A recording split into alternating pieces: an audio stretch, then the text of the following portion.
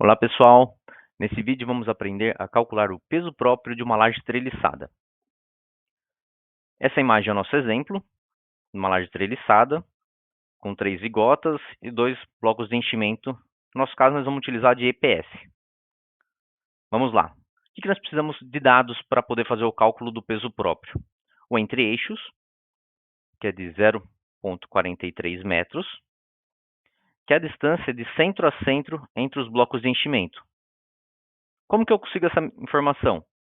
Pode considerar a dimensão do bloco de enchimento de 0,30 com mais a dimensão da bigota, de 0,13. Então, somando os dois, dá 43 centímetros, que é a mesma informação do entre-eixos. Outro ponto, a altura de enchimento. A nossa altura de enchimento é de 8 centímetros, que é essa altura do bloco de EPS. A altura da capa de concreto, que é de 0,04 metros. Capinha de concreto aqui em cima da laje, na parte superior. O gama C, que é o gama do concreto, que é a massa específica, de 25 kN por metro quadrado, concreto armado. O gama do enchimento,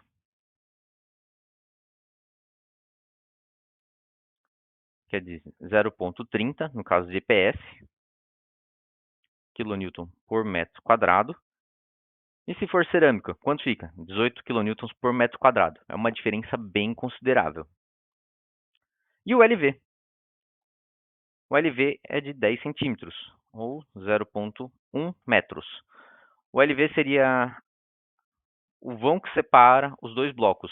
Nós temos a vigota, com 13 centímetros. Temos 1,5 centímetro em cada lado, que é o bloco fica sobre a vigota, e essa distância é de 10 centímetros. E para o cálculo do peso próprio, vamos fazer por partes. Primeiro, nós vamos ver o peso próprio da capa. Essa capinha de 4 centímetros na parte superior da vigota. A parte superior da laje. Então, nós temos como que nós vamos calcular? Nós vamos precisar do gama C, o gama do concreto, vezes. Como nós calculamos a área? Base vezes altura. E é isso que nós vamos fazer. O entre-eixo é a nossa base e a nossa altura é a capa.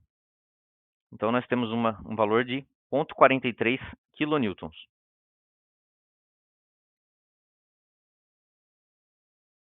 Depois, nós vamos calcular o peso próprio da vigota. Vamos considerar um bloco fechado. Então, peso próprio da vigota é igual ao gama do concreto vezes o LV vezes a altura de enchimento. Mesma coisa. O LV é a base, a altura de enchimento é a altura. Nós temos 0,2 kN.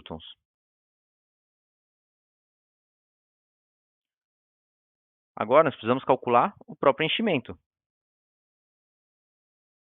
Peso próprio do enchimento. O que seria? Então, agora nós vamos utilizar o gama do enchimento vezes.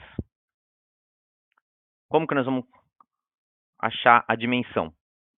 Nós vamos pegar o entre-eixos menos a dimensão do LV. Seria os 10 centímetros. Seriam 43 menos 10, então nós temos um valor de 33 centímetros. É o que nós vamos colocar. Então, é o entre-eixos menos o LV. Isso tudo é a base.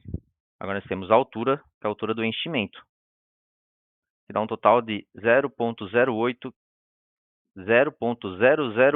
kN. É bem insignificante o peso do EPS. Calculamos os segmentos, o peso de cada segmento, agora nós vamos calcular o peso da laje, peso próprio da laje.